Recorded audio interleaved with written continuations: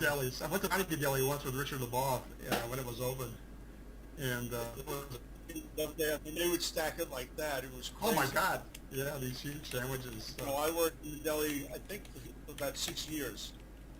And, Really? oh yeah, which was kind of, I mean, you know, summers, after school, etc. And what was funny is, up to the point where you hated corned beef and pastrami because you smelled it all day. So Sunday night when we closed, we'd all go to Chinatown and eat Chinese food. That would get away from the deli. And there's a very famous place in Chinatown called Hung Fats at 63 Mott Street.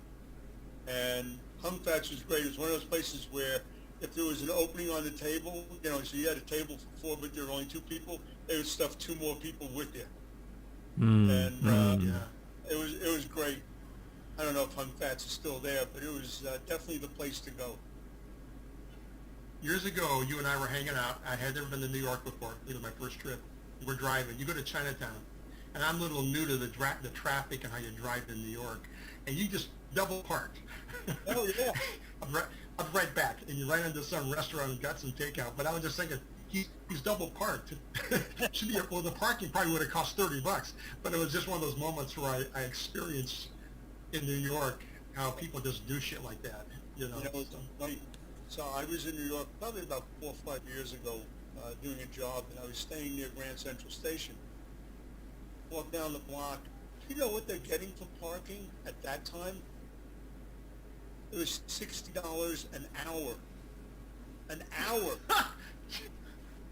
And I'm thinking, you got to be out of your mind. I mean, you know, why would you want to drive into... Now, if you drove in early and you put the early bird special, you could leave your car there for like... But it was just one of those moments where I experienced...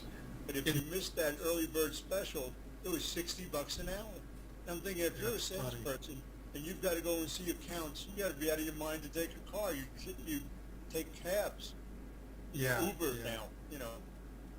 But for those who don't know him, our good friend and my mentor, Richard LeBoff, who owned Union Ink Company, we go back there, and Richard would have no problem taking out a dozen people, industry people, spending $2,000 or $3,000 on a meal, but he would drive around for an hour to not pay $25 to park. He would keep driving and driving. Richard, just no, I'm not going to pay. He was a little college professor kind of looking guy, and no, I'm not going to pay $25. But he would. The meal was a different, because I figured out with Richard it was always about, there was value in the meal because he would, with industry people, schmoozing, it would be worth it. But the parking was wasted money. You know, he was very, very, you know, you're absolutely right. Good guy. I went out it was with pretty Richard. funny. I went out with Richard and Mark Yates and Trevor Gulliver from England, which is where we actually met, was in England. That's where we met. We met at the, that's where I met Mark and Trevor also. Back in 1980 or 81. But went out with Richard and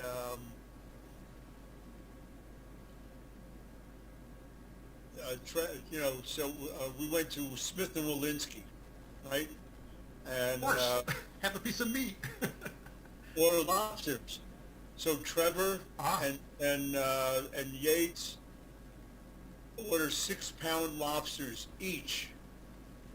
I don't know. God only knows what that must have cost. But and I think I was nice. I only had like a 5-pounder. You know, yeah, you're a good guy. Yeah. Days where you could actually eat all of that. But I don't know what the tab was. But each lobster at that time must have been $150 a lobster. You would think probably at Smith and Walensky's. You know. I mean, you guys have any questions? We're just talking out of school here. You guys have any questions? We're just reminiscing. No, it's interesting. So we get together and smoke cigars and drink our Grand Marnier in person. So we're doing that. You know, we need to do that. If they ever have a show again, we need to do that. Who knows?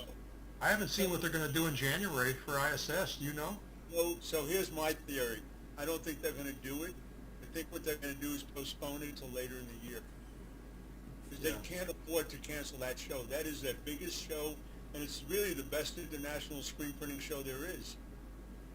It's number one, I think. I mean, everything else pales compared to it. So I know SPAI has canceled off their show. They're doing it virtually. I don't know about ASI. I haven't checked, but all of them are at that same time period in January. And I don't think we're out of the woods. I don't think we're out of the woods then, so. No, well, the show that I We do. just keep kicking the can down the road, The show I do in Germany in January has eliminated all peripheral stuff. They're going from 5 halls down to 3 halls, and I'm not sure how they're even going to do that, to be honest. That's not the promotion. What show is that? Yeah, the PSI show or Promotex. Oh, Promotech, yeah. It's the one in Dusseldorf. Love that show, but out.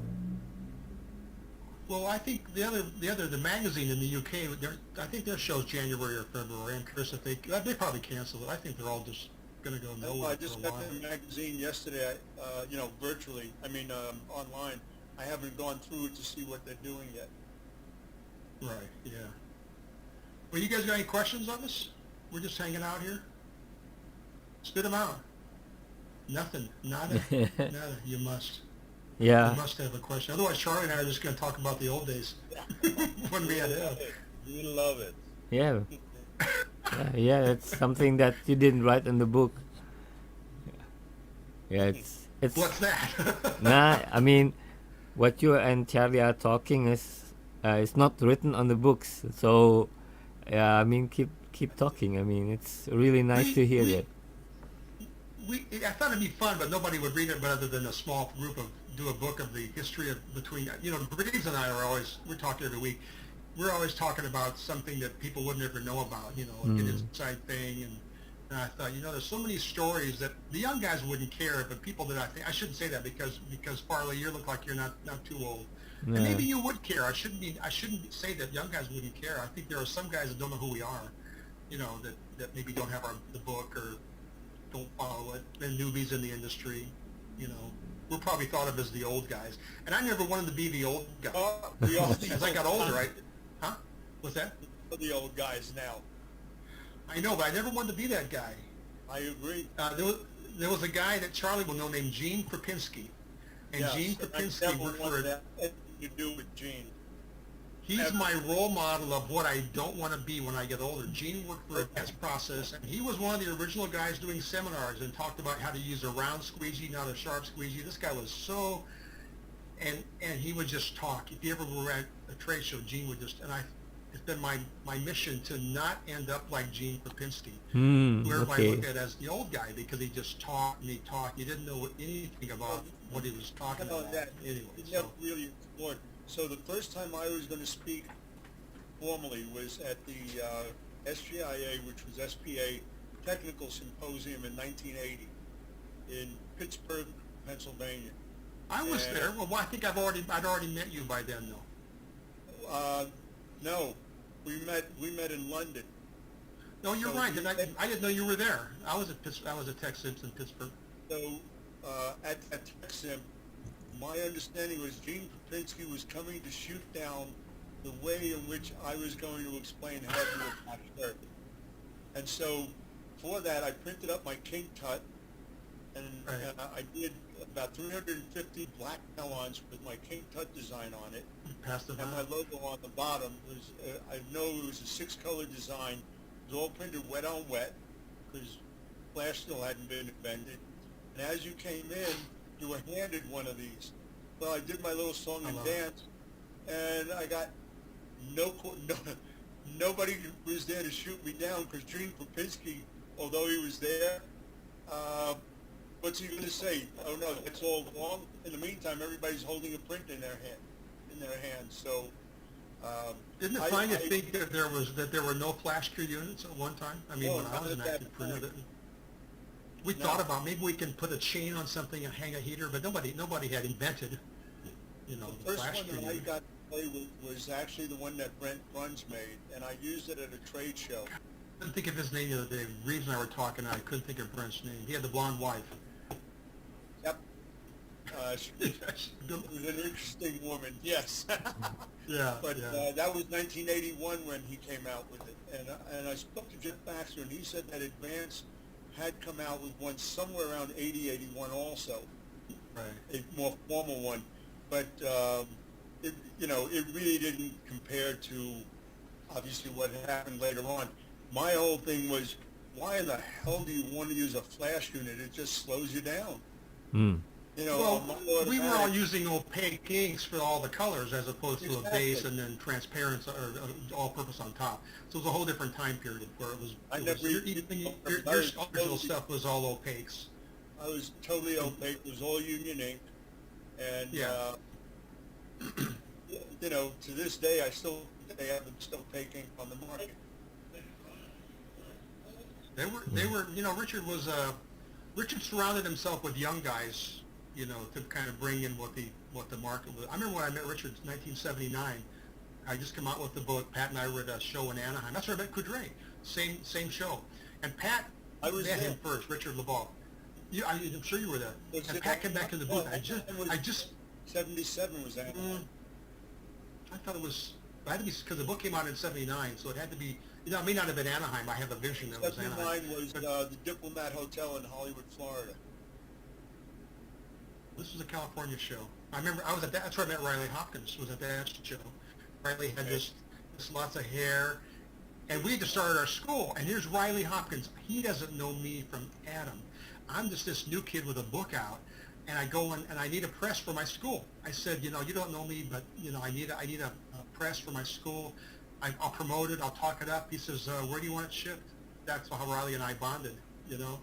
And the funny story, and I shouldn't tell all the school stories, but years, probably 12 years ago, Riley was not doing well. He was definitely in financial issues, financial problems, and I happened to have a little extra money at that time, and Riley and I and Richard Greaves had lunch or dinner at the 555, is it the 555 on in Long Beach? Having a steak. Yeah. And I didn't know Riley was so hard up. He said he didn't have enough money to even get home from the show. Now, remember, Riley sent me a printing press back in '79, no questions asked. I wrote him a check for $4,000, and for years he said, "You saved my life." But I was able to do it, and I felt so bad. Here's my guy who was kind of a mentor, you know. I think he was one of the first guys that, as in this industry, I smoked dope with. You know, really? I used to do He had that great looking girlfriend with the big jugs. What was her name? Anyway, he didn't marry her. He long one. I should be talking out of school here. I did. Now the conversation's getting good, huh, Gusta? Yeah, really. Yeah. I did a series of workshops up at his facility. He never offered to smoke dope with me. Really? No, he was kind of a pothead. You know, surprised. So, You went to Gig Harbor to the not Gig Harbor. Maybe it was Berkeley, or was it? I was in the Berkeley area. Was it Yeah. The Berkeley. Yeah. It was what called the Big To Do. What was it called? It had a name. Yeah, but, Clams. Was it? It was Clams, wasn't it? you know, He was one of the first guys to have like an event. Wasn't he one? He was one of the first guys to really have an event where. Bender. Blonde hair. Oh, I want to say Mark, but it's not Mark. No. Yeah, Bender was his last name. I don't know. I forgot his first name. It's going back. Me too. God, we're going back. Yeah. But it was some fun times back then. I remember Scott Barnes and Lenny Levy. These were all the transfer guys. Barnes had transfer stores in Atlantic City.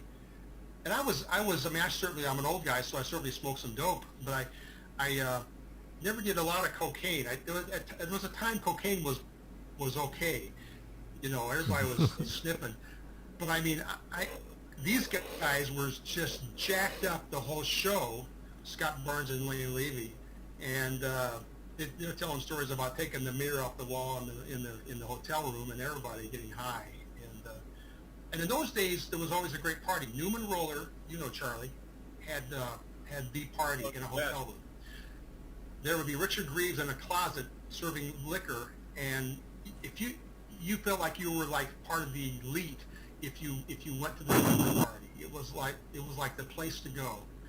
And those days are over now. People don't do hotel parties anymore. So was Richard the bartender because he's the only one that would have fit in the closet?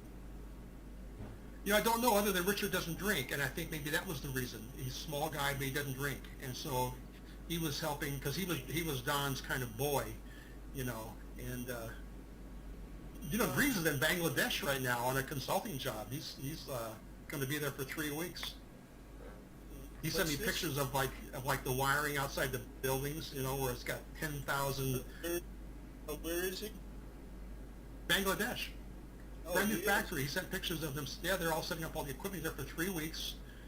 I'm not sure who got in the gig, you know. Huh.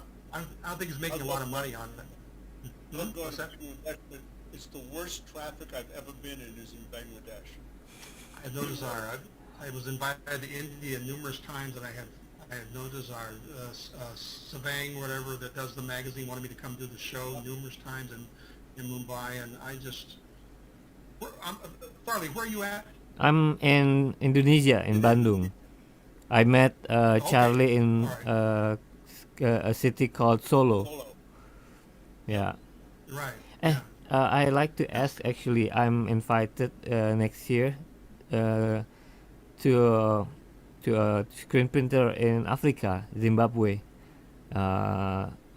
He's interested in my YouTube channel. I did those table printing things, and he's also doing table printing. And yeah, do you know how it is in how the screen printing industry is going in Africa or South Africa?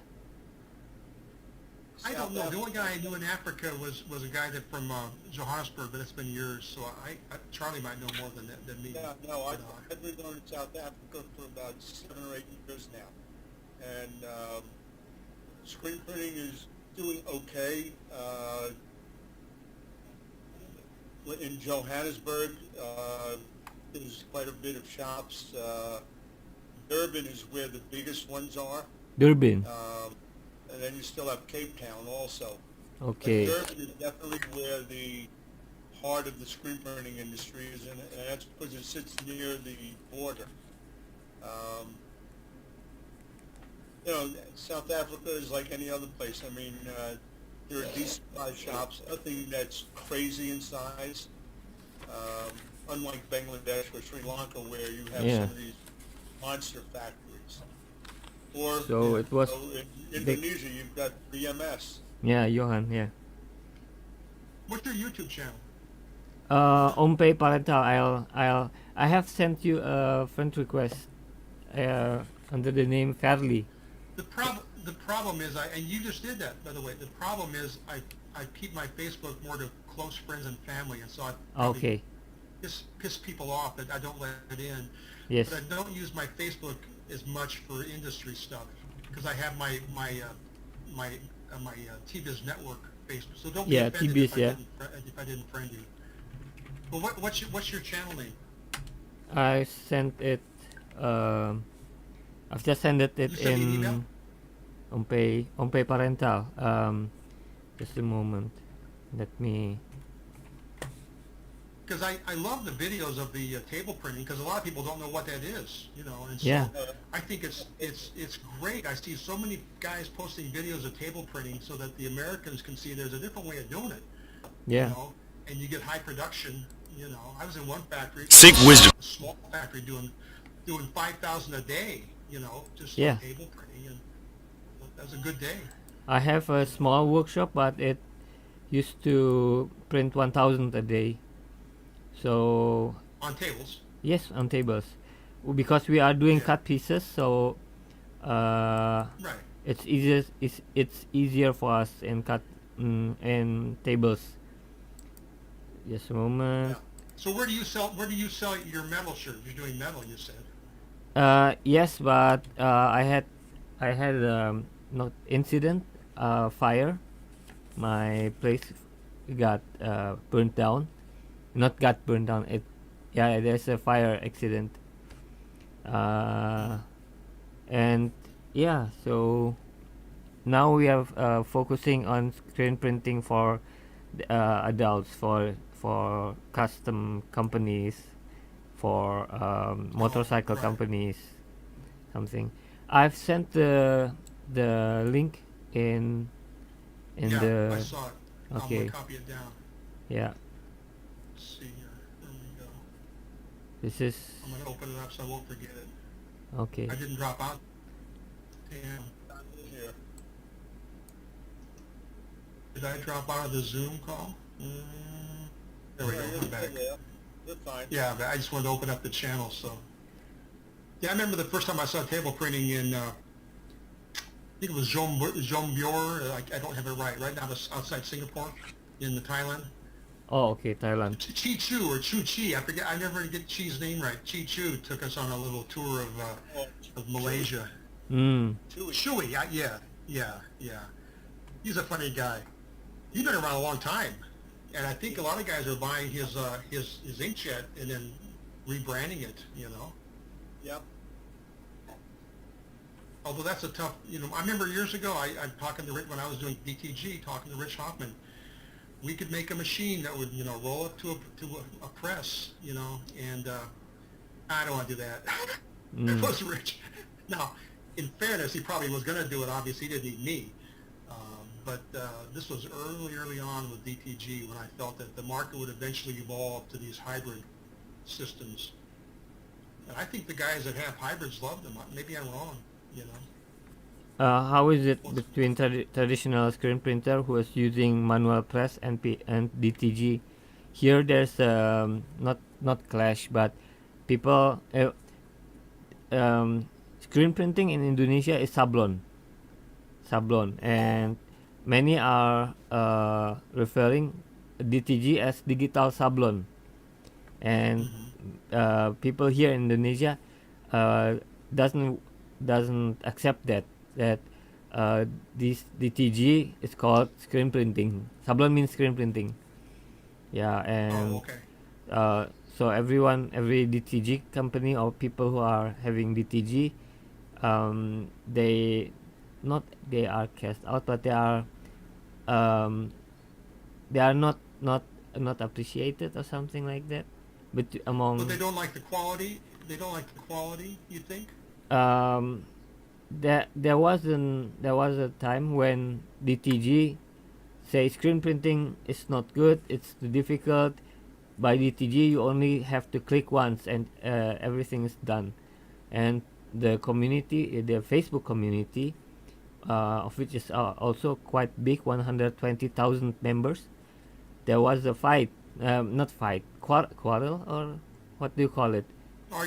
Arguments about this is new technology. I mean, it doesn't mean that screen printing is not it doesn't mean that it's replaces screen printing, and some that disagree, but it make a bad reputation to screen printing, blah blah blah.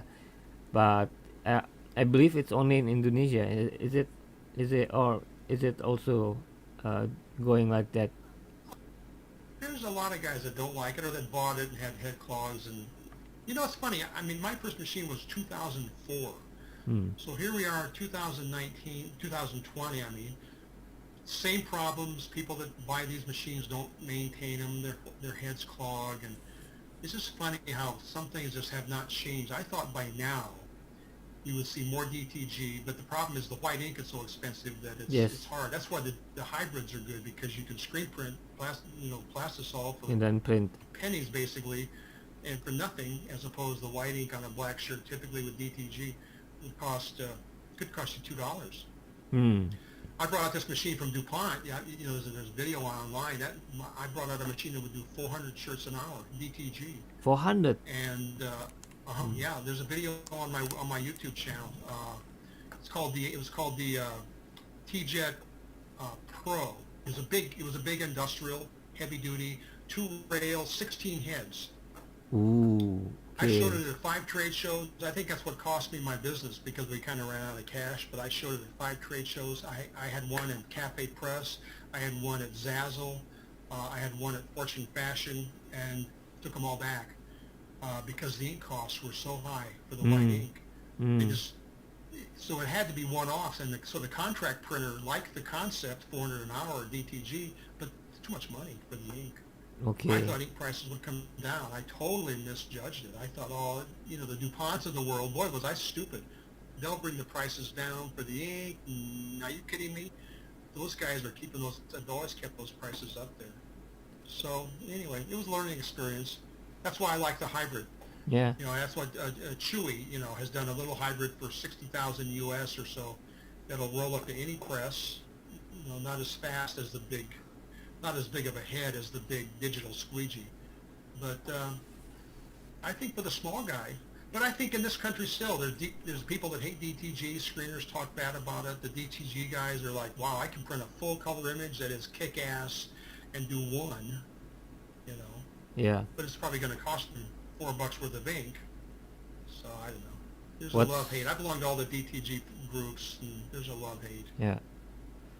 I thought DTG would replace screening. I mean, I really did. I really thought when I came out with my first machine, this will kill screen printing.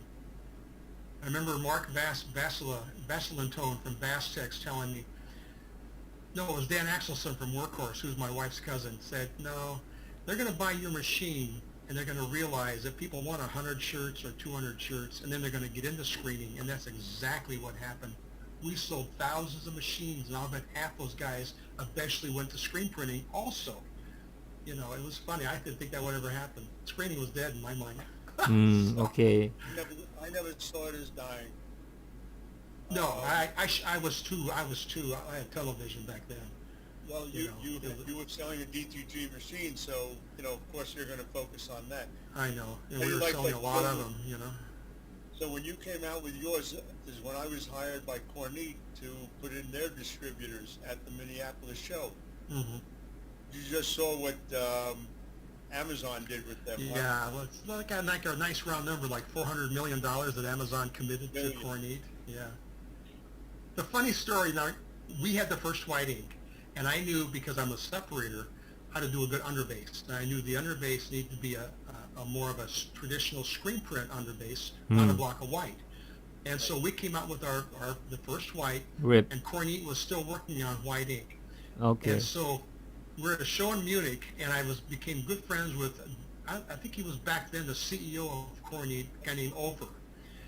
And he came up to my booth, and he says, Scott, will you show us how to make an underbase? I'm like, no!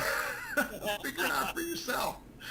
It was funny. They were working on their rip, and they realized that it wasn't going to be a block of white. It had to be an underbase. Yeah, with raster grains, half grains. tones. And it was just so funny. Scott, will you show us how to make an underbase?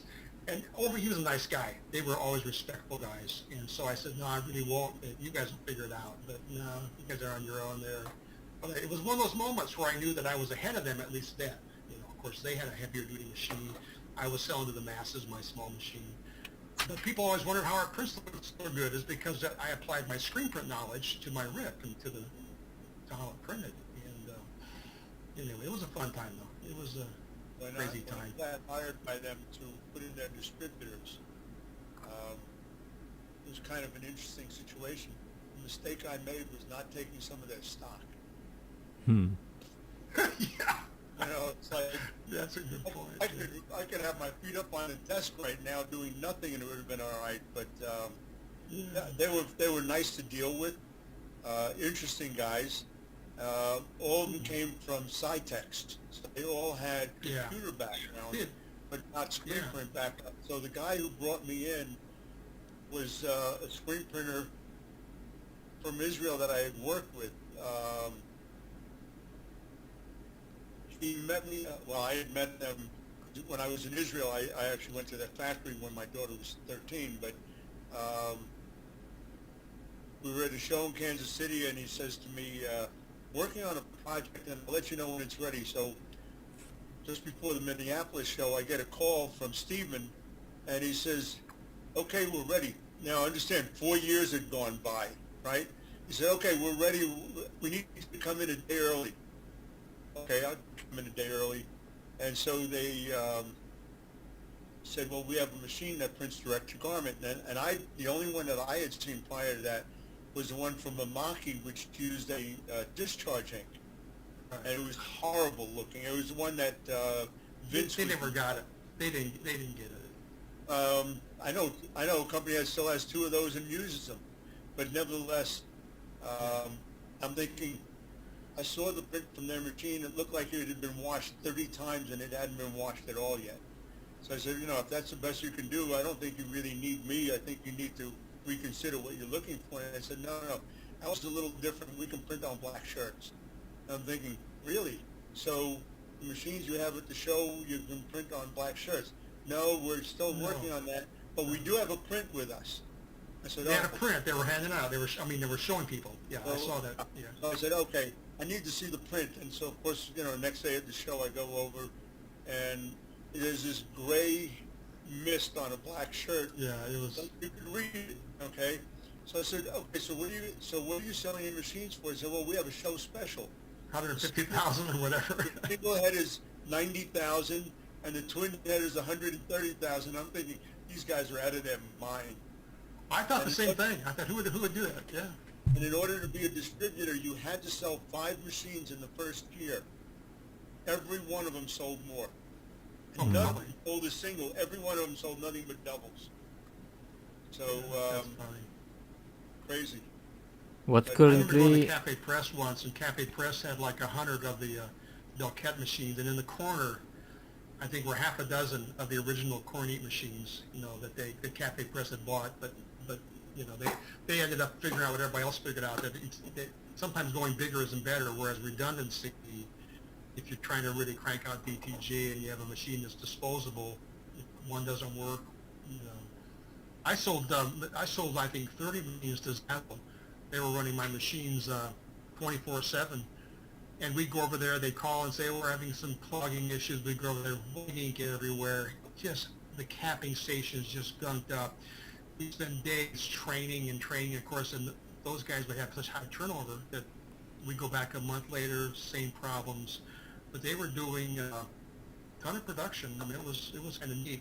Buying lots of ink. I mean, on some months we would sell $2 or $3 million a month worth of ink.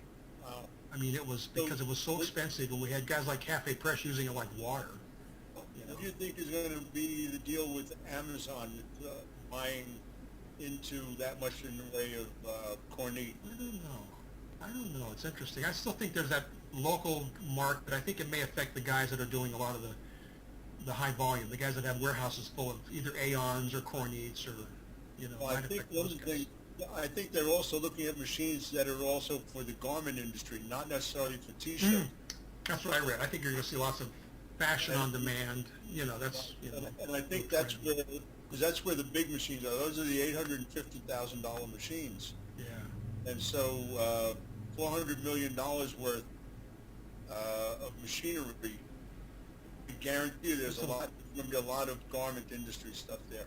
That's a lot. But at the Minneapolis show you're talking about, 2004, it was Cornette and me. Yep. Brother was in beta, but they didn't have a machine. And I knew one of my customers was a beta for Brother. He says, I can't tell you what they're doing, but here's what I can tell you. He told me all about Brother and what they were doing and their features. And but it was only Cornette talking white ink. I didn't have white ink back then. I didn't get white ink for 2 more years. And I've told the story many times of sitting in meetings with DuPont. I was buying tons of CMYK ink from DuPont. I couldn't have bought it from other places, but I happened to, the guy at DuPont was a friend, and I'm in meetings going, can you make white? And DuPont going, no way. We will never be able to make white for inkjet. I said, well, why not? You're DuPont. You know about TiO2. You make all the car coatings and stuff. Why not? Why don't you guys think about it? No, it's never going to happen in your lifetime, the guy told me. And then, but then they came back with, but if we could make it. We could make it. How big is that market? No, it was interesting. When I did go to Israel to work with Cornette, I did go to their ink facility. Yeah, you told me that once, yeah. Yeah, it was about twice the size of my office. Yeah, not a big room. And there's 2 guys in there, and they're cranking away. And I'm looking at this thing thinking, if it cost them $25 to make a gallon, I don't know where that money's going. I know. It was such an arbitrary number. I'm probably the responsible for that. Because once DuPont had the white, they said to me, how much will they pay for it? And I wasn't thinking clearly that they'll use a lot of it. I said, well, you know, the CMYK is now going for a couple $100 a liter. They'll probably pay $300 a liter. Not realizing that was like $50 a liter. yeah, I thought when it came out with my DuPont machine that I modified, that DuPont would then, because I knew they were making it for $10 a liter probably, that they would get it down to a reasonable price. But I remember a guy named Scott Ellis. He's on the patent with DuPont. Scott Ellis, after that meeting I had, Scott Ellis calls me. He says, I've been thinking about it. They don't want to put any money into R&D. They want no budget. He says, but I've been thinking about it. Would they pre-treat a shirt? I'm going, they will fucking hate to pre-treat a shirt. It'll be death to this whole thing. Well, if they can't pre-treat it, I can't do it. But if they can pre-treat a shirt, I think I can make it. And a week later, he sent me a sample off the books, not part of their R&D, kind of a silent little deal. I remember we got it in, like, holy crap! We found Nirvana, so we put the pre-treat in a little squirt, like a deodorant bottle or whatever, and sprayed the shirts down and printed it. It was gray, but man, we knew it was it, you know.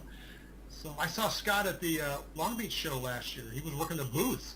Here's one of their chemists, just to see what the market's like. I hadn't seen him in years, and I said, "How's that royalty coming on that white ink?"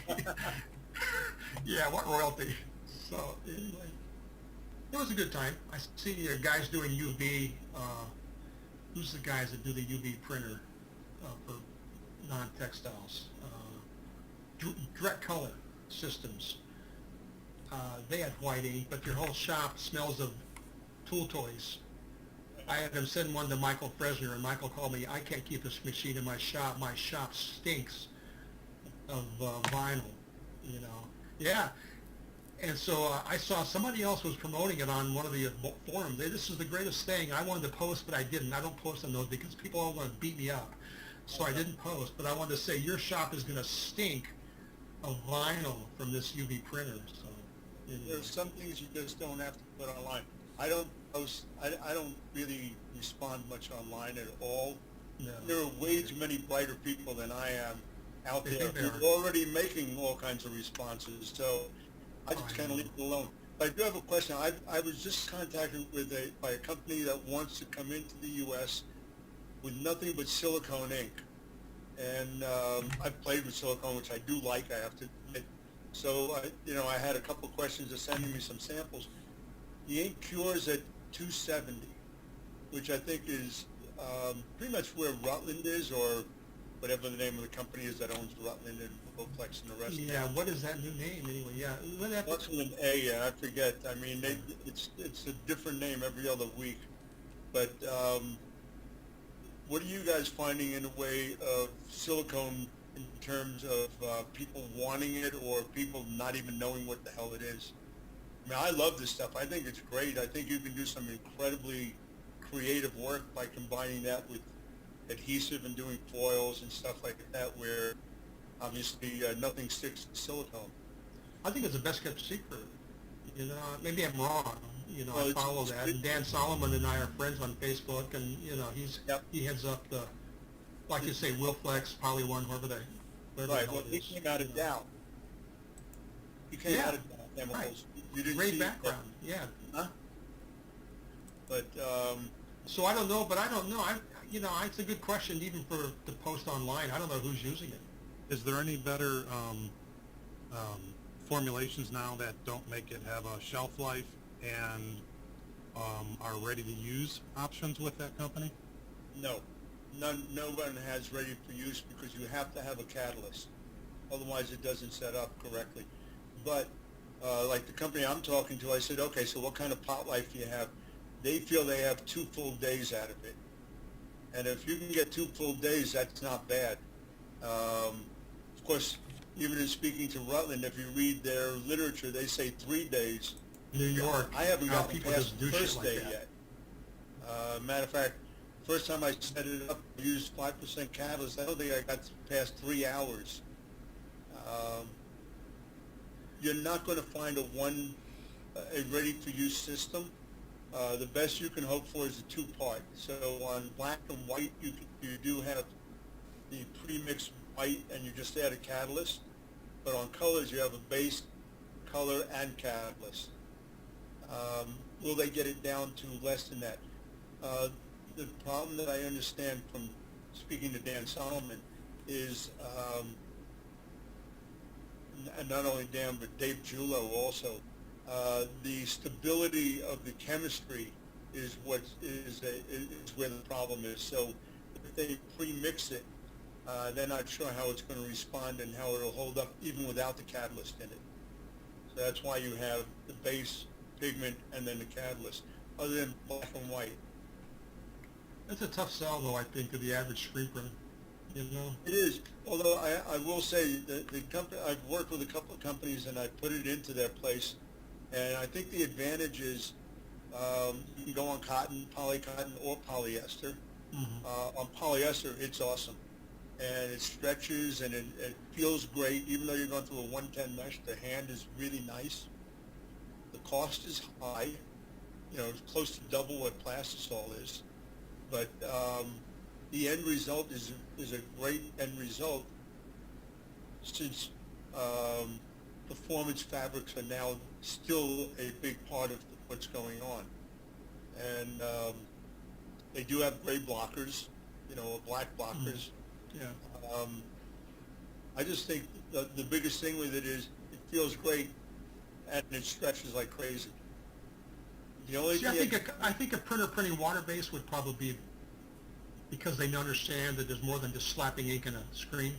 Those guys, would probably be the guys who embrace it. I think there's the shops that have just ink slappers. That, you know what I mean? That, Yeah. we've both been in shops where you could never train those guys to mix the two part, have a pot light.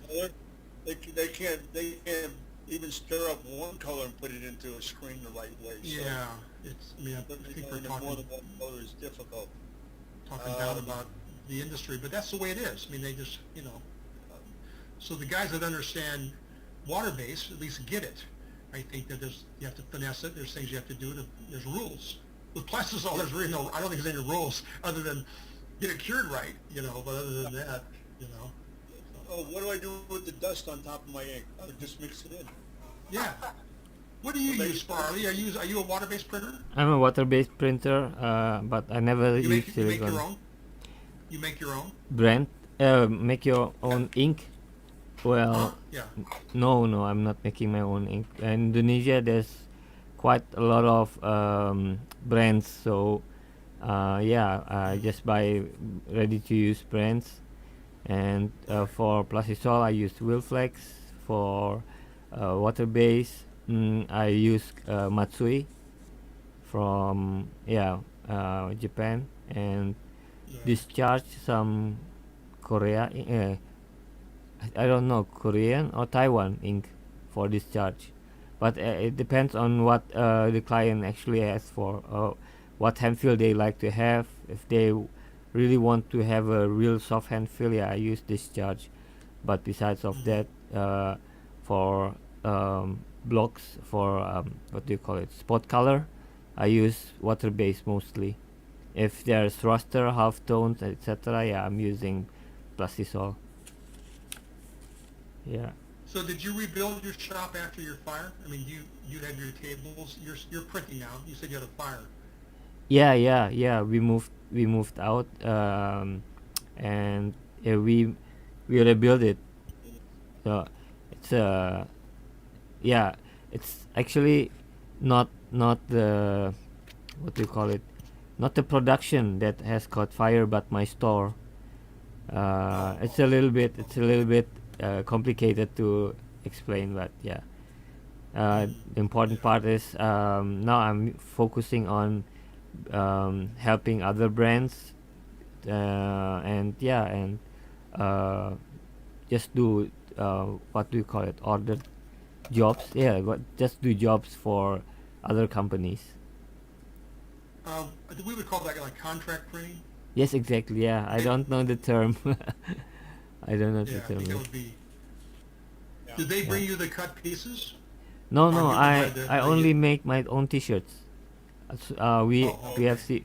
sewing machines, etc. Oh. Overdeck, overlock. Yeah, so we have what do you call it, meja lipan, that um, long table but for ready t-shirts, so they look like this something, and then we have the Right, long yeah. one for um, for with oversize printing, A2 size, yeah, the Oversized. yeah, oversize Oh, printing, yeah. But mostly we do cut pieces, yeah. But yeah, How big is your how big is your sewing operation? Just a few machines? just a few machines.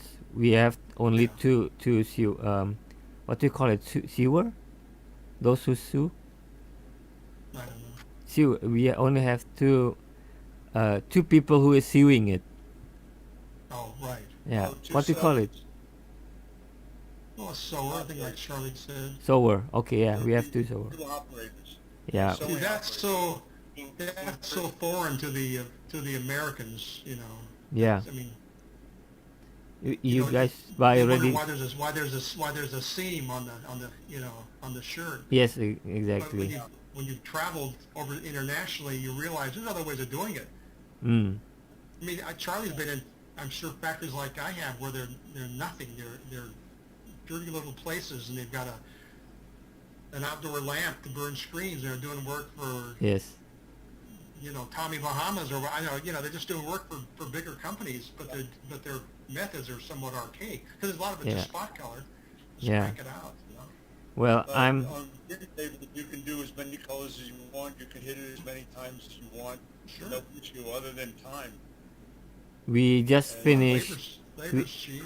Yeah, we just I finished always a loved it. I mean, I started out on print tables, so to Mm. me, it was. You told me that once. Yeah, I forgot about that. I had my 200-foot-long tables, Okay. and we would do finished garments on them. We would do cut parts, but we would also do yard goods for the home furnishing industry. So we would do bedspreads and drapery fabric Oh. that would be used for the buyer's week, rather than them going to a rotary operation where they had to do 5,000 yards, or less they Yeah. could do 25 yards.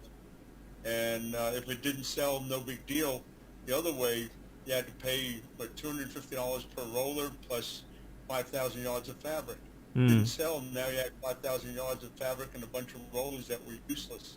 Mm. So This was in your legal days when you were this doing. was back, in the 70s, 77, 78, 79. When were you doing rock and roll shirts? Before that or after that?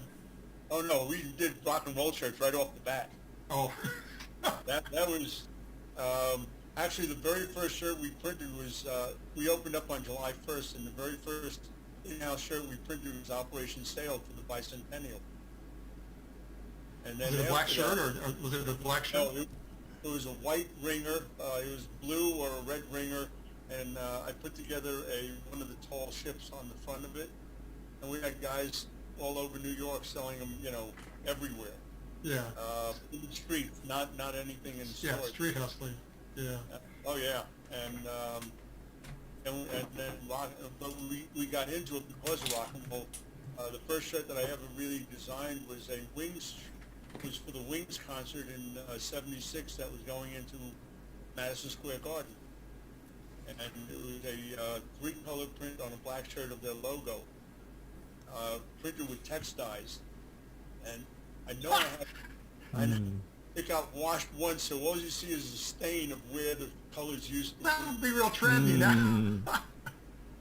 That's not work. Yeah, I have But, something that I'm doing in my company. I'd like to see it. So this is a It's hoodie. huge. It's That yeah, is it's, huge. yes, exactly. I Yeah. love it. That's great. This is There you go. the pockets are made of leather. Wow. Yeah, and Nice. it's How do you show me the hood? Wow. this is the hood. I love that. My And- God. Yeah, That's pretty eyes on cool. me. That's way cool. Yeah. So you print, is the hood, when you print the hood, is it two pieces? There's Two the, pieces, the front, exactly, the yes. lining or the front? Two pieces you No, got no, no, and then no. the front. It's Oh. because we make it from scratch, so we print the t-shirts, the hood in cut pieces format. In cut pieces. So Right. the benefit of having a long table and our own sewing machine, yeah, we can print however we like, right? And no color restriction. That's why Is that a I job you have now, or is that for your line of shirts? no, that's the job that I've now no that I have now. For to our client we sell it for $20, but they sell it for $100. I'm thinking at least, yeah, 100, 100 and a half.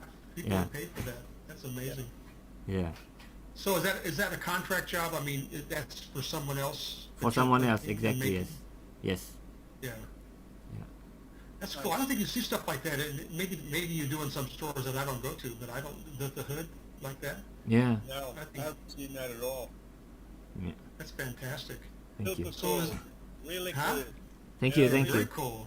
Yeah, yeah, very, very nice. Yeah. That's water based? No, this is not water based. It's Plastisol.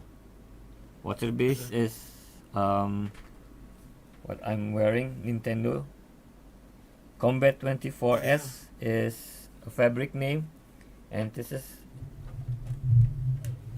screen printer themed T-shirt. And this is a long table. Oh, I see. Oh, that's your shirt. Yeah, That's your, it's my that's shirt. really cool. Looks like Minecraft. Yes, exactly. Yeah, it's we copy the design from Nintendo packages like Kung Fu, Mario Bros, or something like that. That's great. Who's Design King? We see Design King is in here in the room hanging out, but no video. Can't tell who it is. You're the mystery man or the mystery woman. Oh, there we go. There we go. All right. Now we know who you are. All right. Still So muted. who's Design King? I think he's still on muting. Mute. No, you can hear him, but it's pretty weak. Oh, it's fine. Come in. Is that better? That's better, much better. Oh, yeah. Yes, Yeah, yes. Oh, now you're official. Then you're good. I just started screen printing probably like a year ago, like right before coronavirus started. So, Oh yeah, good timing. yeah, great time. I spent a little bit of money and got everything set up. And I still don't have it flat. I don't even have a dryer yet still, so I'm still drying with flat. What do you have for a printer? What do you have for a press? 4-color Riley Hopkins Jr. I knew you'd say Riley Hopkins. I Yeah. wonder how many presses those are made out there. I got it for $500, so it was good. Hey, that's a good price. So it was a good deal. Yeah. So I didn't pass it up.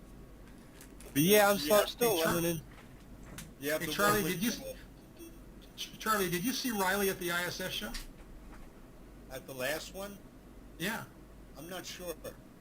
he was Riley is I didn't remember. yeah. Uh, Riley is so not into Facebook. He's not into. I tried to do a Skype with him. He's like, "What's that? Do I need my computer?" I mean, poor Riley has been, for both Charlie and I, a lifelong friend, really. But he is so, I think even email is a struggle for Riley. And it's not that he's stupid. He's a real smart guy. He's just an older guy Yeah, who doesn't he's not embrace into it. technology. You Yeah. know. Yeah, there's some people. I know some people I work with that are like that. So on your press, do you have joysticks or you have real? No, it has the knobs. Oh, No. good for you. Because the joysticks, Scott tried that. Are they years worse? ago, And, No. I was Don't thinking do maybe it. they'd be better. I was like, No. oh, should I skip No, them? don't do it. No, They you sent don't me want presses to. for a workshop years ago, the newer Riley with the joystick. I hated it. It would never stay on. I mean, you tweak it, and then when you tighten it down, it was, Yeah, it moved, Back yeah. up an inch, you could spend half a day moving back and forth trying to get it. Yeah. And just go that Yeah, I fast. got real frustrated. I had a 3-color job I had to do. It was probably like my second job, and it was like, And even just trying to do that, it was all like butter registered. I don't think I did the artwork right for it. Now looking back, I should have. I'm like, okay, I could have changed a You'll lot. learn. You know? You'll Yeah, you learn. You know. It's yeah. always- Figuring out as I go. Where are you located? Tampa, Florida. So who are your customers now with the COVID? I mean, who's I buying do. shirts? I was doing a lot of graphics for like the music business, like CD covers, event flyers, and stuff for like probably like the past 6 or 7 years. And then I just started. I got a vinyl cutter, and somebody traded me a screen press for 6 vinyl shirts. So that's how I got started. But sorry. But now it's small businesses locally usually. That's about it. It's a strange time. You know, I do separations every day. I mean, it's Yeah. picked up. But the guys that have kept me busy during this time for my separation business is the race car guys. I've got one customer that I'll bet I've done 100 sets, literally 100 sets in the last 2 months. All these really nice, hot graphic race, cars, and I guess the race car guys are still racing, or they need Going down. shirts. Yeah. Yeah, it's just crazy. Yeah, a lot of my graphic design stuff, since I worked for a lot of restaurants and clubs and stuff, it came to a halt pretty much. You think? It's starting to pick back up now. Yeah, yeah. So, yeah, well, it's going to take. It seems to be picking up and then dropping off again because of the lack of wearing masks and the lack of Yeah. social distancing and stupid stuff. I mean, it's like It's gonna really, stay you can't wavy. put on a mask? You got to be kidding. It's a crazy time. I was going to wear a mask today just to start off, just as a joke. But I decided not to, so anyway. It's gonna fluctuate, I think, a lot through state to state to state. It's just gonna happen. It's gonna keep raising. Well, your state is not mandating masks at all, right? Is it all Florida? Inside stores they are, I think. Oh, yeah, I mean, right. yeah, now they still are inside, but I think outside you can do whatever. But a lot of them, I noticed they're not enforcing it too much. Yeah. Like gas Yeah, stations are. And I'm in Arizona, and they've actually closed some clubs, and you were late to the party, but I play in a band still. We haven't played I heard since March. Yeah. But we have gigs coming up, but the state's really tough. They've closed down a number of bars for not social distancing and letting people wear masks, not wear masks even when they weren't eating. And I think we were one of the hot states in the beginning, but now we're not one of the hot states at all. Yeah, thought we were too. Florida was pretty bad for a little bit. You guys were all over the news. Yeah, it's like that everywhere, huh? I was just here. I thought it was because we were here. I'm like, all right. Yeah. But you got to feel for the venues, you know. I've got Yeah. some clubs that I've played in that they've been closed for months. Now they're open serving food. One club changed it they're a restaurant with music. Oh, yeah, It I've was noticed that. strictly a club, a rock and roll club, and now they're no longer. Now they're They a got restaurant. food, yeah. They There you did go. that a couple of places I worked for. Yeah. They're like, okay, we got to operate as a restaurant now. Yeah, definitely. Okay, we got to get rid of the bar food and get some real food in here, you know. Yep, Yeah. we're done for today. I'm ready to start eating. So Me too. You're an hour, because I'm in Arizona, which we're still on Pacific time Right. because of we don't ever change our clocks. So anyway, hey, it's been a pleasure. I've enjoyed it. This small group. There you go. What do you eat? What are you eating there? What are you That's your lunch or dinner? Dinner. Dinner. Yeah, for sure. So, anyway, all right, guys. Nice talk. We're bailing on you, Charles. We're done. Thanks for When coming. how often do you guys do this? Charlie does it every other week. So Tuesday. The Let me next check. one, I think Alan Howe is going to be my next speaker. cool. And then I've got Ray Smith 2 weeks after. Actually, I think 3 weeks after that because of the election. Last thing I want to do is have this on election Tuesday. But It's a bad day. The I 22nd. think Wednesday might even be a bad day that week. Thursday may be a bad day that week. I'm going to go a week after the election. Let things calm down. I think So, we're going to be looking at weeks. So anyway, uh, all right, guys, I'm leaving. coming on. Hope to see you guys in 2 weeks. And if you do have any questions or anything, you can shoot me an email or text me. Email is drprint@aol.com. And thanks for coming on. Thank you for having me, Charlie. Thank Stay you. safe. Have a good Good to see, week. good to see you guys. Bye. Hey. Bye-bye.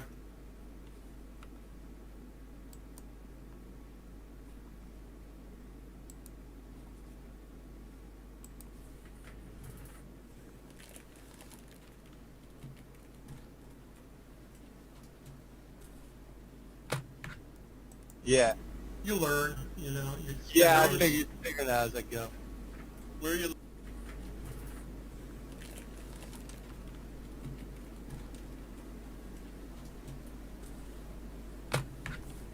Yeah. You learn, you know. Yeah, I figure it out as I go. Where are you?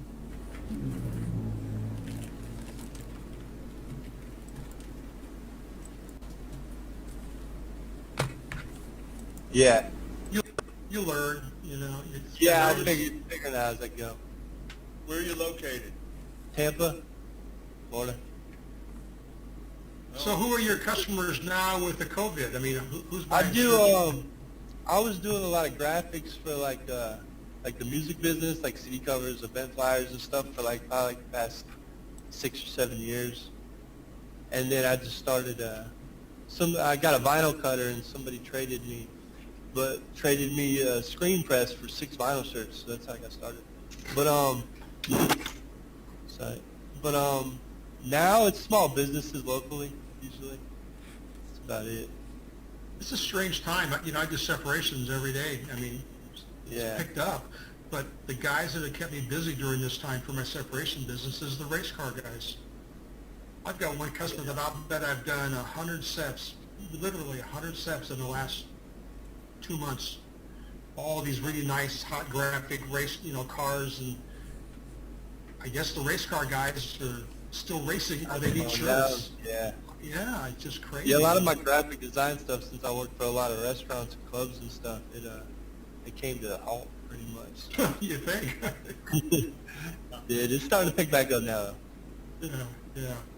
So, yeah, well, it's going to take. It seems to be picking up and then dropping off again because of the lack of wearing masks and the lack of social distancing and stupid stuff. I mean, it's like It's gonna stay wavy. You got to be kidding. It's a crazy time. I was going to wear a mask today just to start off, just as a joke. But I decided not to, so anyway. It's gonna fluctuate, I think, a lot through state to state to state. It's just gonna happen. It's gonna keep raising. Well, your state is not mandating masks at all, right? Is it all Florida? Inside stores they are, I think. Oh, yeah, I mean, right. yeah, now they still are inside, but I think outside you can do whatever. But a lot of them, I noticed they're not enforcing it too much. Yeah. Like gas Yeah, stations are. I'm in Arizona, and they've actually closed some clubs, and you were late to the party, but I play in a band still. We haven't played since March. Yeah. But we have gigs coming up, but the state's really tough. They've closed down a number of bars for not social distancing and letting people wear masks, not wear masks even when they weren't eating. And I think we were one of the hot states in the beginning, but now we're not one of the hot states at all. Yeah, no, we were too. Florida was pretty bad for a little bit. You guys were all over the news. Yeah, it's like that everywhere, huh? It was just here. I thought it was because we were here. I'm like, all right. Yeah. But you got to feel for the venues, you know. I've got some clubs that I've played in that they've been closed for months. Now they're open serving food. One club changed it to they're a restaurant with music. Oh yeah, it was strictly a club, a rock and roll club, and now they're no longer. Now they're a got restaurant. food. Yeah, they did that at a couple places I worked for. Yeah. They're like, okay, we got to operate as a restaurant now. Yeah, definitely. Okay, we got to get rid of the bar food and get some real food in here, you know. Yeah.